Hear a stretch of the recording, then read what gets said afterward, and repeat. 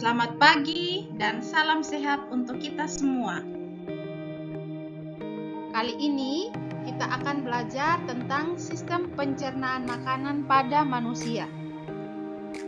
Materi yang dibahas khusus organ-organ yang termasuk sistem pencernaan, fungsinya, serta pencernaan mekanik atau kimiawi yang terlibat di dalam organ tersebut.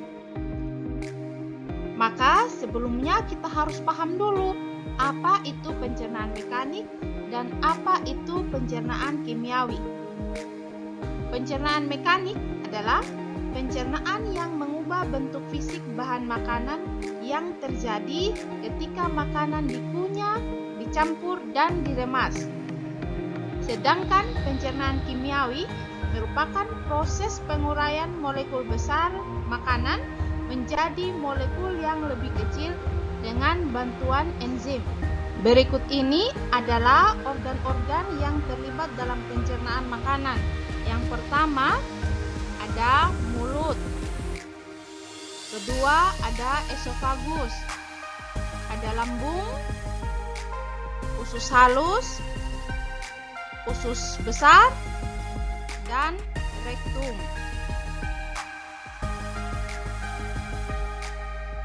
Kita mulai yang pertama, organ mulut. Mulut merupakan tempat awal terjadinya pencernaan baik secara mekanik oleh gigi dan secara kimiawi oleh enzim. Air liur yang dihasilkan oleh kelenjar ludah mengandung enzim tialin atau amilase yang fungsinya mengubah amilo menjadi maltosa. Jadi di organ mulut ini terlibat pencernaan baik pencernaan mekanik maupun kimiawi. Kedua, ada esofagus atau kerongkongan. Makanan yang telah dihancurkan di mulut akan masuk ke kerongkongan melalui faring. Kerongkongan merupakan saluran panjang dan tipis sebagai jalan makanan yang telah dikunyah dari mulut ke lambung.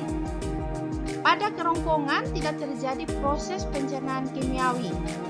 Bagian dalam kerongkongan selalu basah sehingga makanan menjadi basah dan licin. Pada dinding kerongkongan terdapat otot-otot yang dapat mengatur gerakan kembang kempis pada saat mendorong makanan yang berbentuk gumpalan-gumpalan. Gerakan otot ini disebut gerak peristaltis.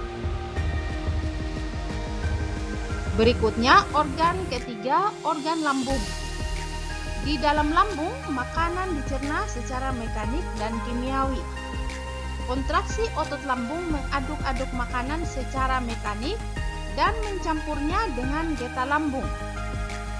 Sedangkan dalam pencernaan kimiawi melibatkan beberapa kerja enzim, yaitu enzim pepsin, berfungsi merombak protein menjadi pepton.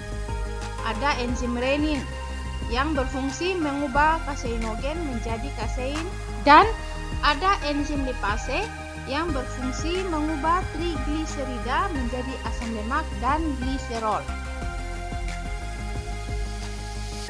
Berikutnya ada usus halus.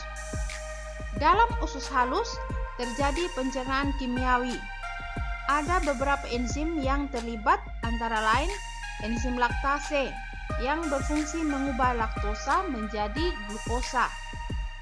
Ada enzim maltase yang berfungsi mengubah maltosa menjadi glukosa. Ada enzim peptidase yang berfungsi mengubah polipeptida menjadi asam amino, dan masih ada beberapa enzim-enzim lainnya. Berikutnya, usus besar atau kolon.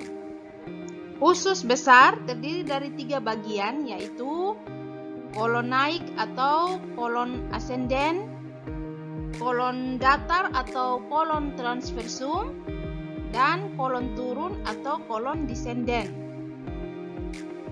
Usus besar itu sendiri berfungsi mengatur kadar air sisa makanan. Dan bagian yang terakhir dari usus besar adalah rektum. Di rektum tidak terjadi penyerapan air, Rektum dapat berkontraksi sehingga menimbulkan terjadinya defekasi. Defekasi adalah pengeluaran zat-zat sisa makanan melalui anus. Demikian pembahasan kita kali ini tentang organ-organ yang terlibat dalam sistem pencernaan makanan dan kerjanya apakah secara mekanik atau kimiawi. Semoga bisa dimengerti. Sekian dan terima kasih.